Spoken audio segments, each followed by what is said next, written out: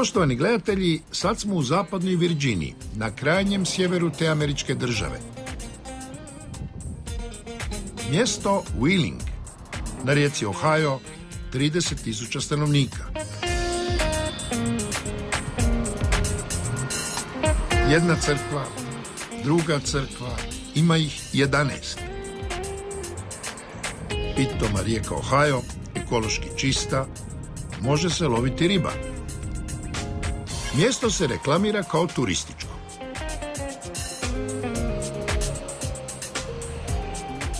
Tourists come all the time. Like Wheeling used to be real popular for like the suspension bridge. We have a racetrack, the Capitol Music Hall where a lot of the singers come to Wheeling and sing like the oldies and stuff. And what did you say?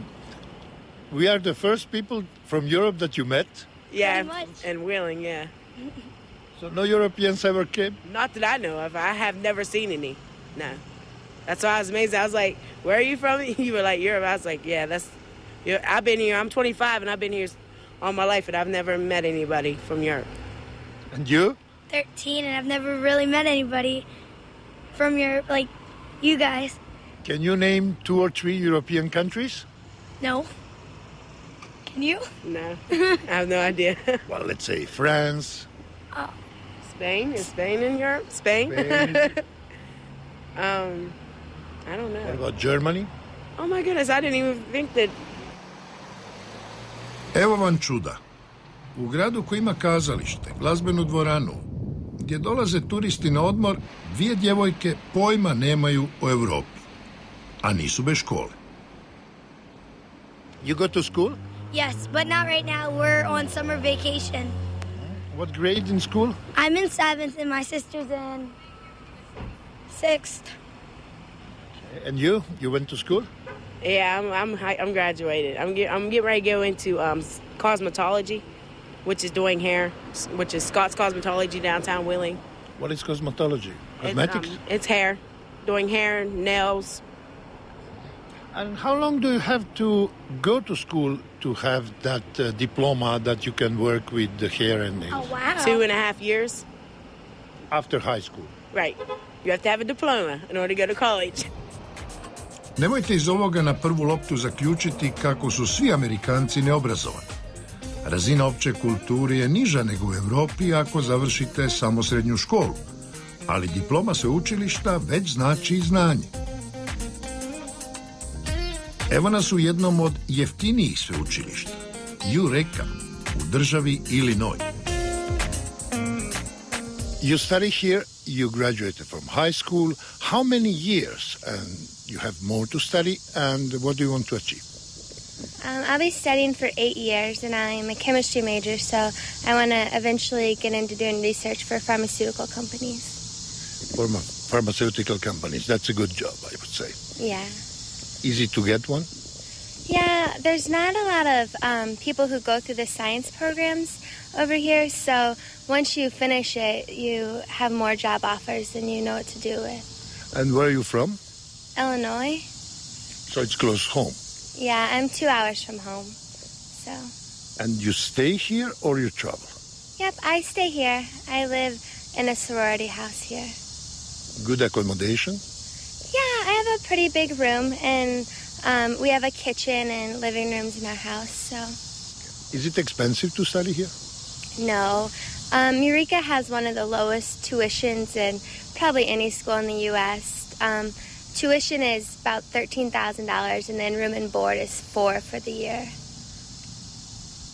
Sad smo na sveučilištu Eureka, između Peorija i Indianapolisa, između države Illinois i Indijane. I ovdje je studirao i dobio diplomu veoma, veoma poznat čovjek. S leđa ga probajte prepoznati.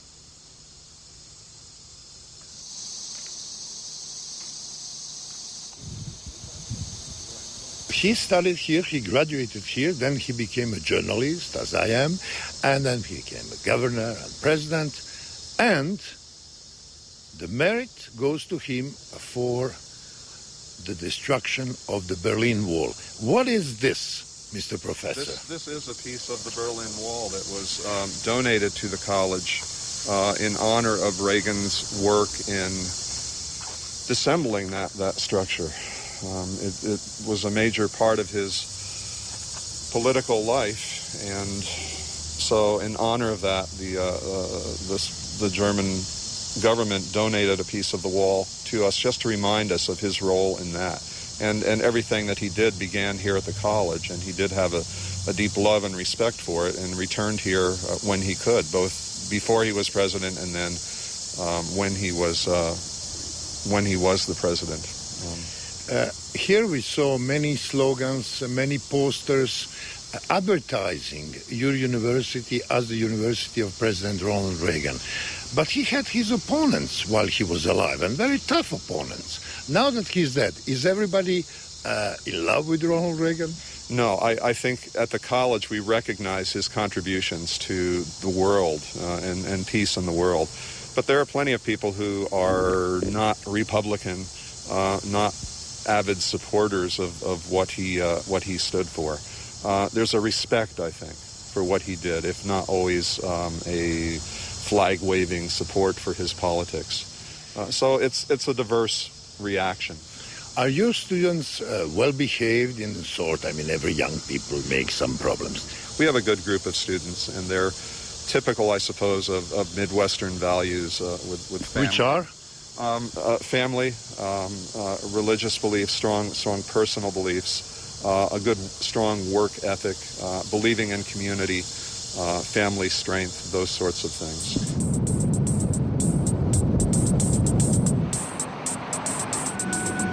U Americi uvijek postoje stvari koje otkrivate na drugi pogled. Sad sam u Indianapolisu, u državi Indijana. Po nazivu reklo bi se nešto slično Bantustanu. Ali ne, to je grad kao i Zagreb oko 900.000 stanovnika sa županijom 1.200.000 i kad malo bolje pogledate, statistika je impresivna. U ovome gradu svaki 4. stanovnik ima završeni fakultet ili više od toga. 82% ima srednju školu. Na posao vlastitim automobilom dolazi 80% građana Indianapolisa. Samo 7% koristi gradski prevoz, a što je najsmiješnije, samo 2% ide pješice na posao.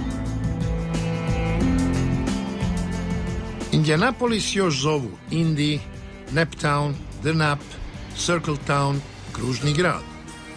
Impresionirao nas je središnji trg s velikim spomenikom od 64 metra, uspomena na sve američke ratove. Kad pretražujete po internetu, naći ćete milijune i milijune natuknica za američki patriotizam.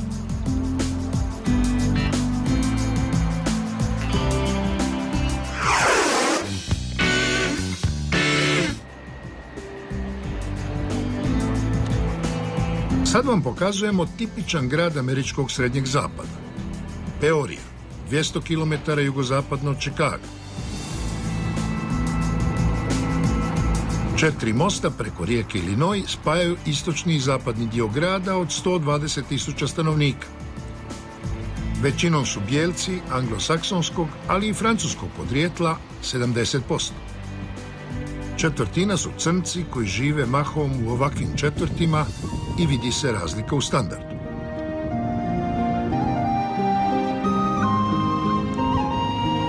Peorija je gubila stanovništvo, propadali su biznisi, ali su onda izgrađene velike bolnice, klinički centri gdje se zaposlilo na 1000 ljudi. Jer ovdje je medicina biznis. Ali Peorija je ipak najpoznatija po velikom industrijskom divu, Caterpillaru, proizvođaču građevinskih i rudarskih strojeva. Ovo je njihovo svjetsko sjedište. Možete gledati, možete ući unutra, ali ne smijete snimati. Otišli smo do poligona gdje se probaju novi strojevi.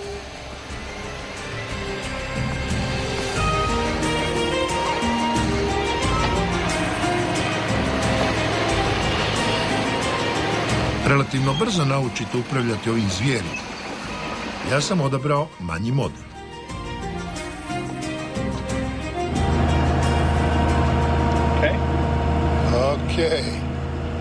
Okay, it works.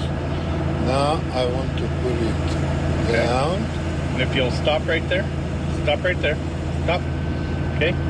Pull back on this one. It's going to bring it in and push it out. Okay.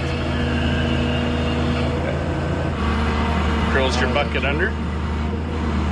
Okay. Now pull back on it. That's right. And now I lift Pull back. it. Yep. I lift it. Okay. And then if I want to discharge it.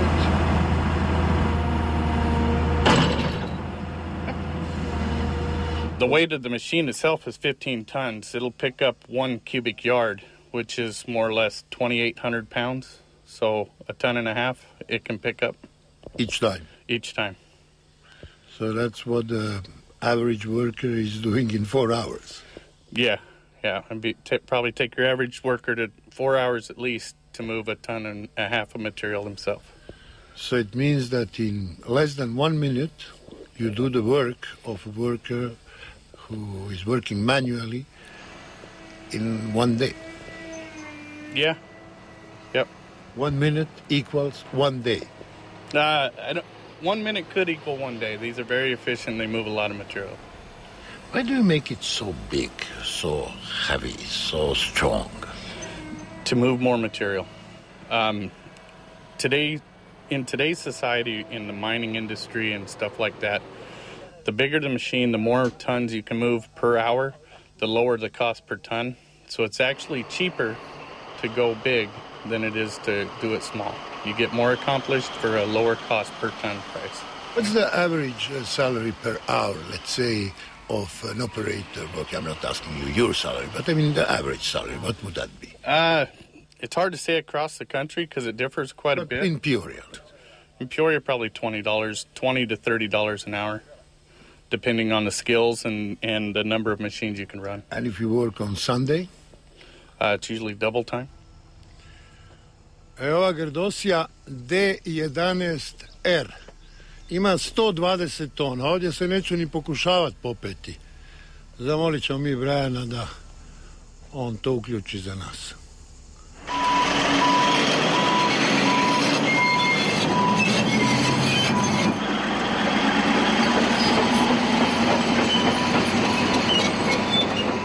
How much gasoline, diesel it spends per hour?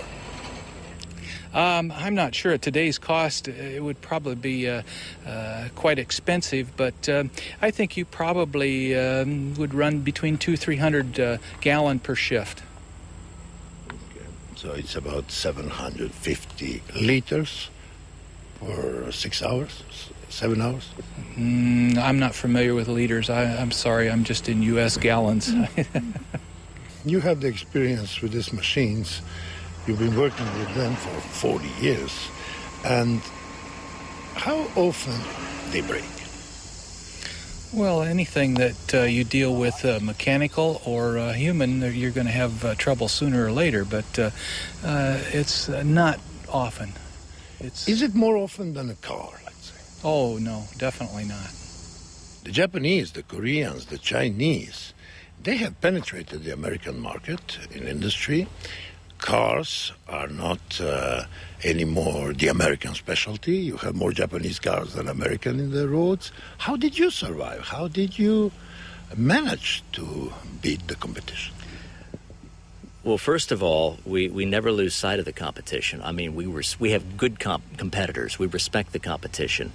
And Caterpillar is not a company that is ever content to do something the same way for a long, long time. There's a lot of continuous improvement, a lot of willingness to look at what are we doing today that can be improved tomorrow. For instance, about 20 years ago, we went from really being what we call a centralized company, where everything emanates from the world headquarters. You don't do, if you're a business unit that makes hydraulic excavators, you don't do anything without our say-so. We moved to a more decentralized company where each of our business units, whether they make mining trucks, whether they make road graders, they become their own company. Godišnja prodaja ove tvrtke dostigla je $40 milijardi. Toliki je godišnji hrvatski bruto proizvod. 60,000 zaposlenih diljem svijeta proizvode dakle 4 milijuna kuna po radu.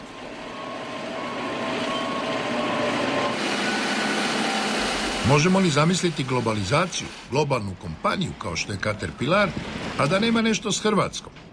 Pa mi smo se ipak dokazali kao graditelji. You're a manager for Central Europe, so you know firsthand what are your sales in Croatia. We are building a lot, and do we buy a lot?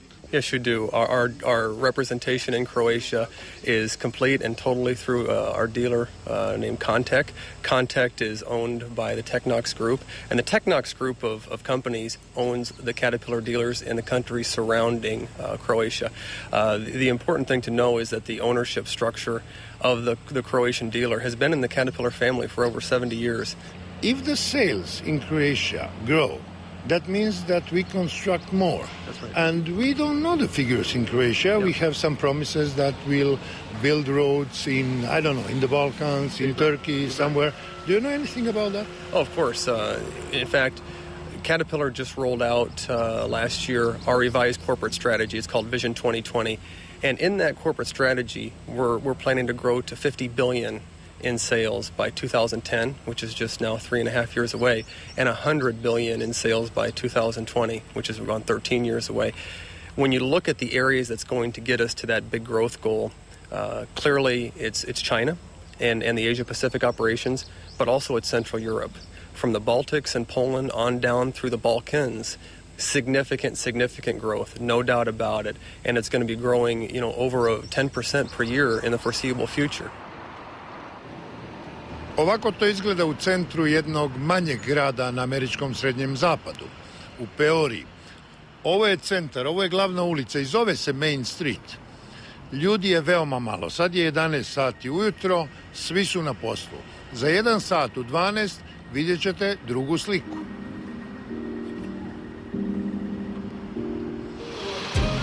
Stanka za ručak u većini poduzeća u Peoriji limitirana je na 20 minuta. Bolje vam je na vrijeme stati u red i brzo pojesti. Samo djelatnici višeg ranga imaju pravo na cijelih pola sata za ručak. Međutim, navečer počinje hedonizam. Izvana ne baš ugledan prostor, iznutra je prepun gostiju koji mogu birati da sami spreme velike odreske ili da se prepuste mudrosti i vještini kuhara. Stejkovi su doista divovski. Ima ih od 30 deka do dvostrukog T-bona od 1,5 kg. Cijene su relativno prihvatljive, taj najveći stejk je realno za dvojicu, dobivate besplatnu salatu po želji, kolač, pa sve košta bez vina 150 kuna po osobi. Ali u Peoriji plaće nisu tako visoke kao u New Yorku na istočnoj obali Amerike. Prosječna je $2.000 na mjesec. Prosječno kućanstvo u Peoriji zaradi oko $3.000. U Caterpillaru je to razumljivo znatno više, ali opet manje nego na američkom istoku ili u velikim gradovima.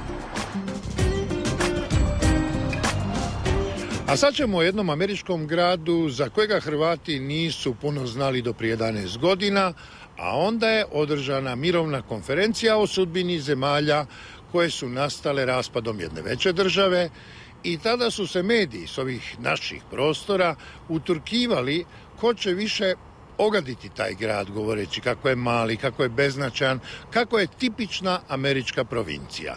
U tome su osobito prednjačili novinari iz Banja Luke i Sarajeva, pa hajdemo vjerovati kolegama i pogledajmo malo kako izgleda ta provincija.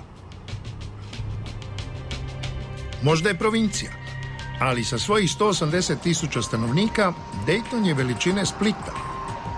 U široj regiji živi blizu 1 milijun ljudi. Nismo dobili dojam da je to veliko selo, kako su ga znali opisivati. Ima tu nebodera, banaka, poslovnih zgrada. Ova gradska vijećnica nije baš sjedište mjesne zajednice. Osim toga, to je mjesto gdje je rođeno američko zrakoplovstvo. Svjedoči i ovaj veliki muzej. To je ono što čini dopunsko američko obrazovanje. One dvije cure s početka emisije nisu znale gdje je Europa, ali mnogi će Amerikanci doći uživo pogledati povijest avijacije, kupiti stručne publikacije i zapamtiti ono što ih zanima.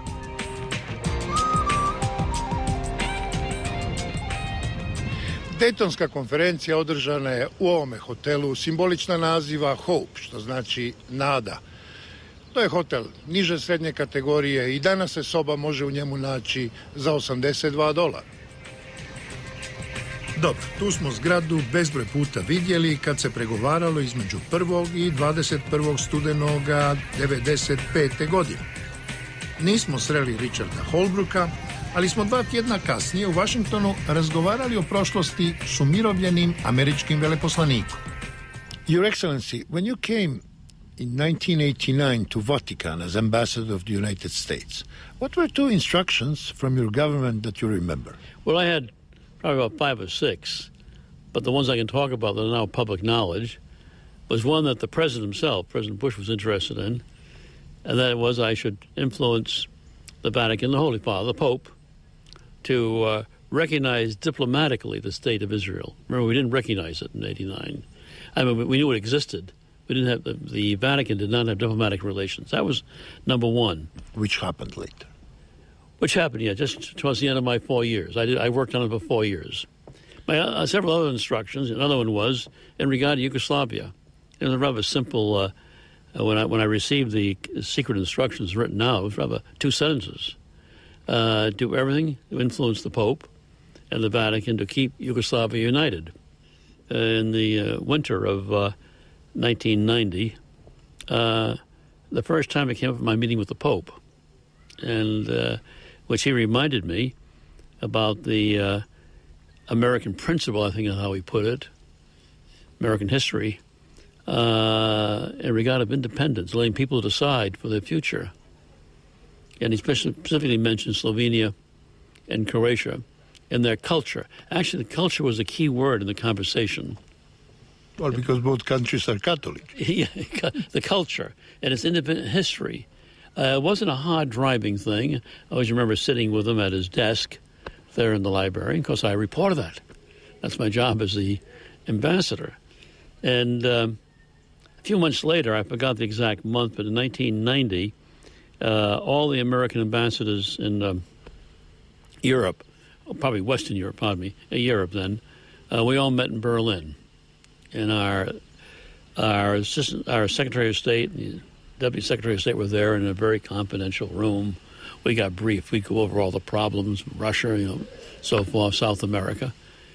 And before going to the meeting, the U.S. ambassador to Germany, General Walters, Vernon Walters, pulled me aside. He said to me, he said, I think you and I have the same feelings about Croatia. And he said, that is that we really ought to look at the thing. Well, in the meantime, I had read, I can discuss this now publicly now, a very sensitive report out of the CIA, which said the country's heading, Yugoslavia is heading to dismemberment. There's going to be independence. Do you know the date when the instructions ceased and changed? 1990. When was the month that the independent Germany and Austria? Germany and Austria recognized in November 91, but 91. Then officially Europe in January the 15th, okay. All right. 92. All right. Well, after that recognition, well, probably just before it, the Vatican called in 7 or 8 of the principal ambassadors, England, myself, France, Germany, and also the ambassador of then Yugoslavia, Ambassador Mastruko. And they were all assembled there. And then there'd been a change in personnel. The Secretary of State for Relations with States, Foreign Minister, was Cardinal Toran, now Cardinal Toran. And he began and Cardinal Sedano. And it was very, very simple, that it was their plan to soon after the recognition by Germany and Austria to recognize the independence of Slovenia and Croatia. 1991, President Tudjman was at the Vatican. And your impression on Tudjman? Well, I was impressed. He knew. There's one word that I always have used when I've been asked about President Tudjman: focus. You see, in other words, you'd have various subjects, but then remember this is early 90s. He had the one focus: the future of Croatia and independence, getting there.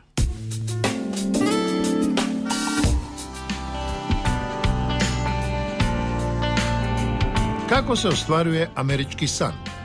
Kako od $100 u džepu bez znanja engleskog jezika ovdje uspijevate doći do onoga što Ameriku čini drukčijom?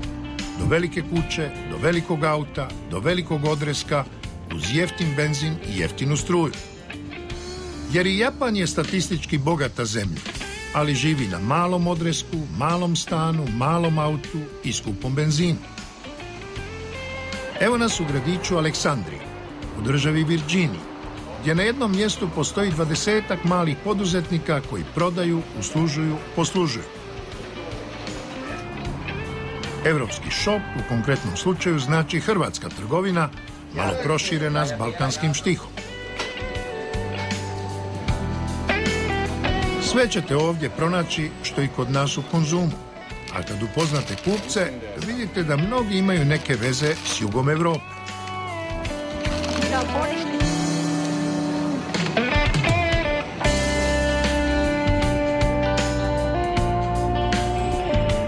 Bok Aliju, kako si? Bravo, moj, kako si? I? Se sjećaš ti tvojih dana u onoj bivšoj državi? To ti je bilo najlepši dan za meni. Ja ne znam ako ću opet ili ponovo da imam takih dana što sam ja imao kad sam bio tamo u toj zemlji. Zato što si bio mlad, student, svi ste voljeli. I lud. Isto. Ja sam bio mlad i lud i student ali je bilo lepo. Tako lepo. Išao si na Hrvatsko more, išao si u Sarajevo, učio si u Novom Sadu i Somboru. Kako je bila ona pjesma u tom Somboru? U tom Somboru svega na volju. Ja se ne sjećam još. Jako dobro. So now in the United States, and you work for whom? I work for the Voice of America in Washington, D.C. for the past 17 years. Your business is radio and politics. Was this idea of non-alignment a stupid idea or a progressive idea? Oh, it certainly was an excellent idea at the time. You have to remember that the times when the non-aligned movement came, and it was organized by President Tito, President Nasser of Egypt, and that of India, I believe. It was a different time. It was shortly after the Second World War, and there was need for Europe, Eastern Europe in particular, to take a position on whether to be getting involved in all those conflicts or not. Today, it is a different ballgame. At the time, there was no words like terrorism. It was just major global politics. Today, it's a different ballgame, and there are new superpowers. There was the Soviet Union at the time. It's no longer there. So I think it was a good idea at the time. I don't know if it would work today, because today everybody needs to get involved in resolving the problems of the world. Ali nisu svi vezani za Sombor, nesvrstane i stara vremena, pa zato ovdje kupuju. Dobra roba privlači raznovrsne kupce.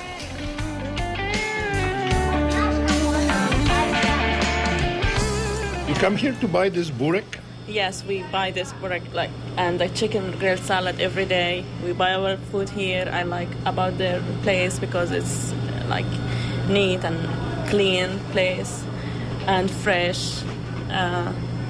It's not only me; it's all our the people in working with me in my branch and beneficial. Yeah. Where are you from? From Iraq. You were born there? Yes. And we like. When did you come? What? When did you come to the United States? 4 years.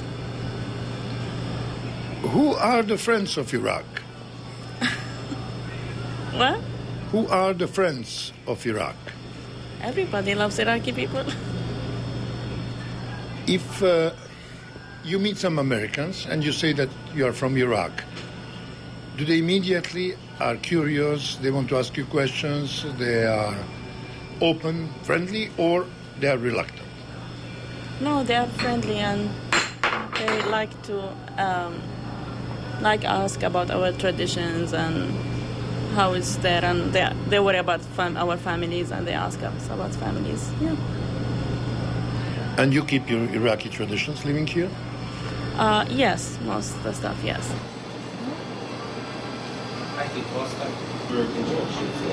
Did you try this bread? All the time. It's really good. It's very good. Actually, the food is very, very, very good here. We come here quite like maybe 2 or 3 times a week. You know, when we come in the area though, and these guys are great, very, very friendly people. We recommend them all the time. You are a sheriff? I'm just a deputy. We're just deputies. A lot of problems? No more than anybody else. No, it's usual. Nothing major. Did you have an arrest? Not today. But once a month you have? Few times, we just go grab people from different places, bring them in, stuff like that. If they want it, for warrant service, but that's about it. Što ti je internacionalizam? ¿Usted de dónde? De Honduras. ¿Y cómo se llama eso? Lepina. ¿Y esto? Burek. Burek. Burek con queso. Ajá. Sears. ¿Usted lo hace? Claro que sí, yo lo hago. ¿Qué dice la gente? ¿Qué comida es esa? Pues en mi país se les hace raro a las personas de mi país porque allá no lo conocemos, pero he aprendido a hacerlo aquí y supongo que lo hago bien. Y mire una cosa, a casa, por ejemplo, viene la familia de Honduras, viene gente de Honduras, de América Central, y usted le hace ese burek. ¿Qué dicen? No, pues sí, a todo el mundo le encanta. Todo lo encuentran fantástico. Es delicioso. Iz Doboja, Hrvat, Ivica Svalina.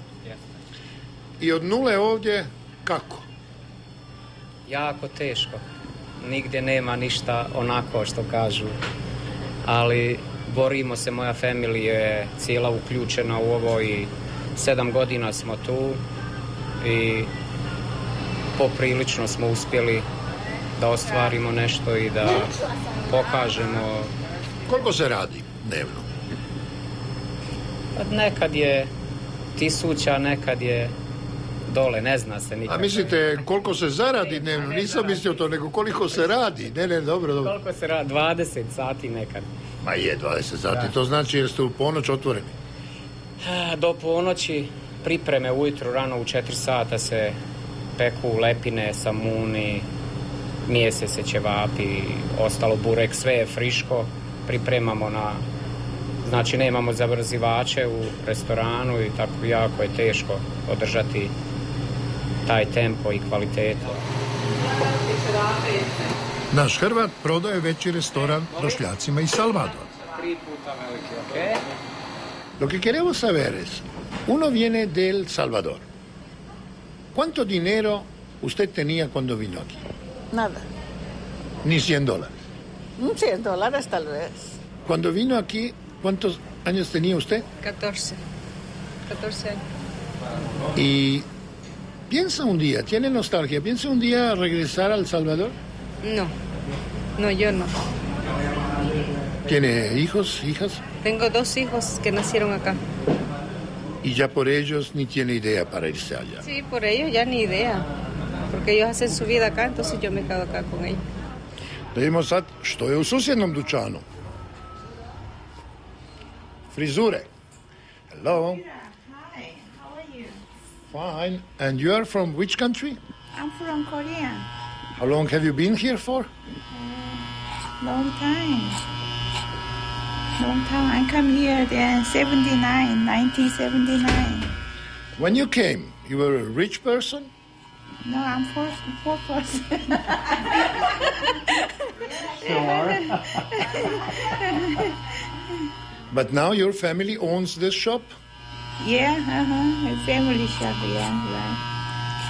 Who is working from your family? Your son, your daughter, your sister? Oh, she's my sister, daughter. Then this was my brother's shop. Then we work here. And the children are working here? No, children are all school finished. They have own business, own shop.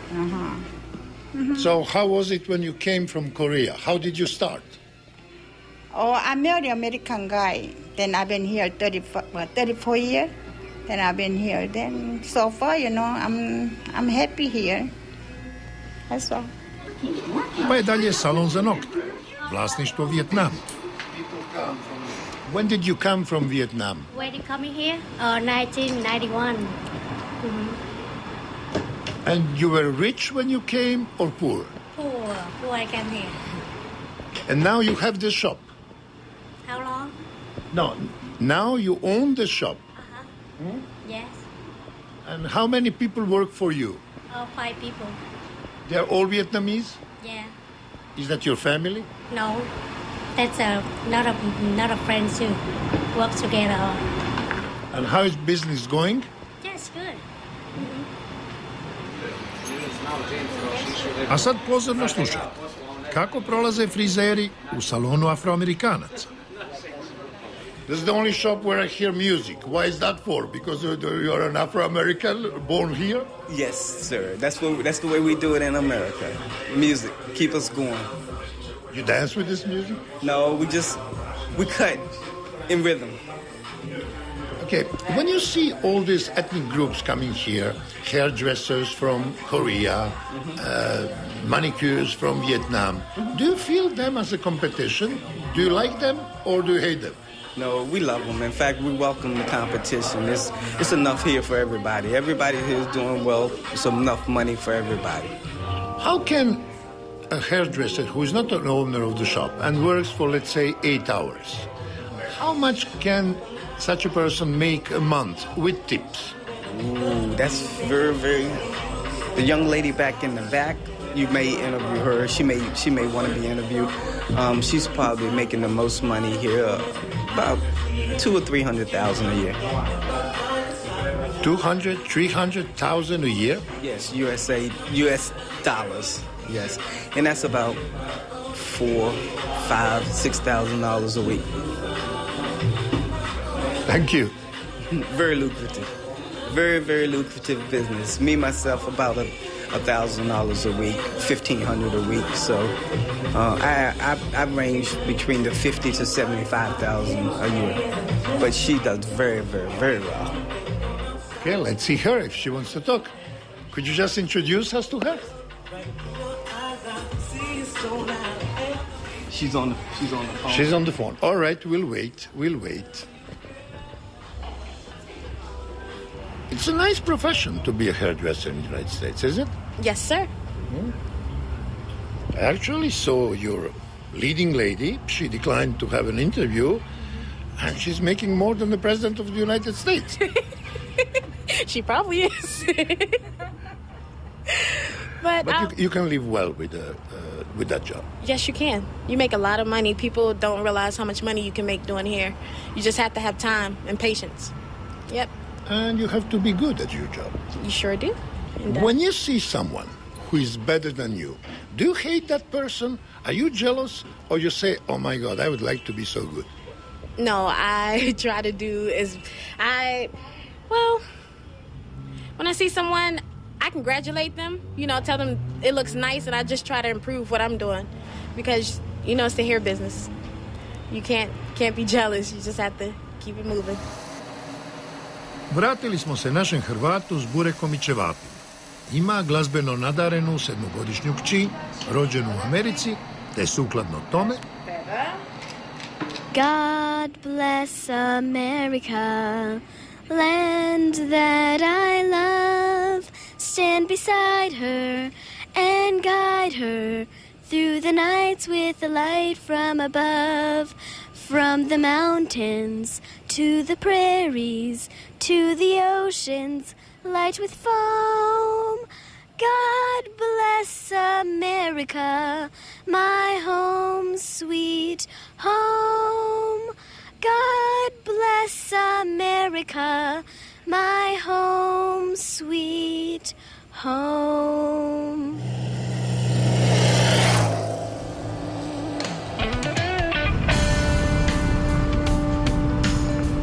U Americi postoji razlika između novog i starog bogatstva. Recimo, kuća gospodina Sullivana ne vidi se s autoceste. A ako ste gledali seriju Dinastija, kuća Carringtona se jako dobro vidi. Put do Carringtonove kuće je krivudav, a put do Sullivanove kuće je ravan. Kilometar, 2, 3. Ravan je jer nema potrebe da se zavojima stvara dojam kako imanje je veliko. Ono je već dovoljno veliko da put može biti ravan. Recimo, imanje Sullivana ima 1000 hektara.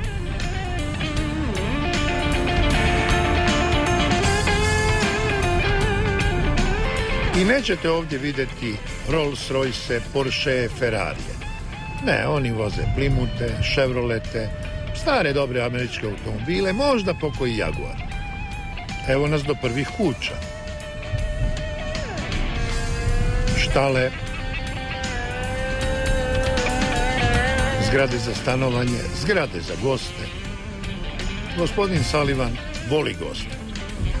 Nama je priredio poseban ugođaj i pozvao je svoje prijatelje.